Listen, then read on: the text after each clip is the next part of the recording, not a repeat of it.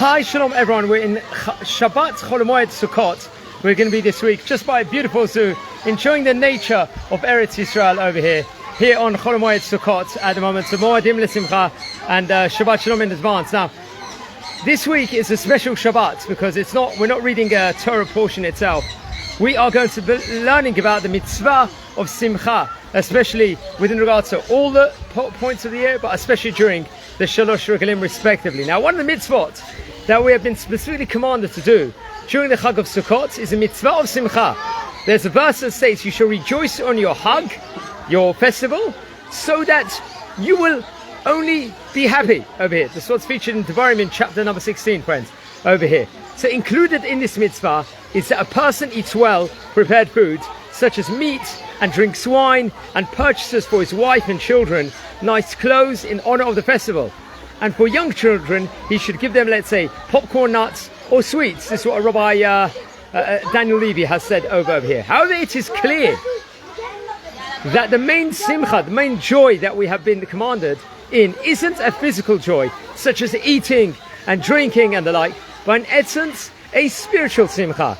That a person rejoices in Hashem Yitbarach himself, Hashem Yiblaze, that we merit to come under his kingship, and that he looks after each of us, and that we have merited to have the opportunity, let's say, to serve him in all our lives, all different stages in time. Now, indeed, we are required to rejoice on all of the festivals. However, on Sukkot, there is a stronger element to the mitzvah of Simcha. As a Rambam, the great Rambam writes, Maimonides writes, even though that there is a requirement to rejoice on all the Moadim, during Sukkot in the Bet HaMikdash, there was an additional Simcha, a joy, as the Pasuk states, you shall rejoice before Hashem, your God, for 7 days, as we learn about in Parshat Emor.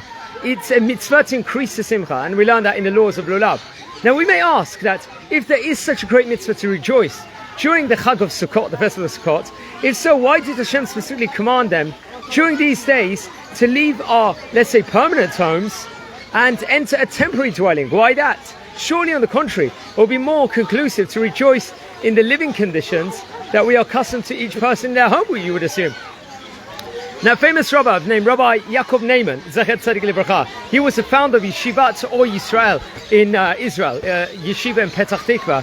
He states, on the contrary, that true Simcha can only be achieved when we come into the realization that this world is only a temporary dwelling. Therefore, we have been commanded to specifically, in of itself, rejoice in a temporary dwelling. For one who, let's say, thanks the purpose of a person is that this world is indeed, he behaves in this world as a permanent dwelling.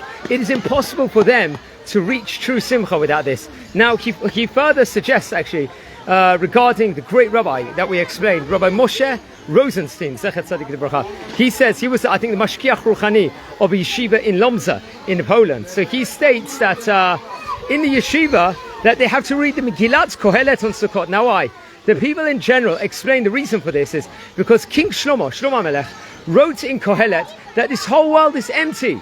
Therefore, they read it so that they not only rejoice during Sukkot, realizing that this world is a transit and not permanent. However, the Gaon, the great rabbi, he actually states over here, he explains that using the reverse logic, let's just say, that we read Megillat Kohelet because it is impossible to attain true great Simcha unless a person is no longer attached to the emptiness of this world, and he erases jealousy, desire and honor, as we learn about in Pirkei Avot, and he realizes and acknowledges that this world is merely a waiting room prior to entering the eternal world. Only then may we truly achieve great Simcha. So I heard this from the Halacha Yomit of Halachot of Rabbi Obad Yosef.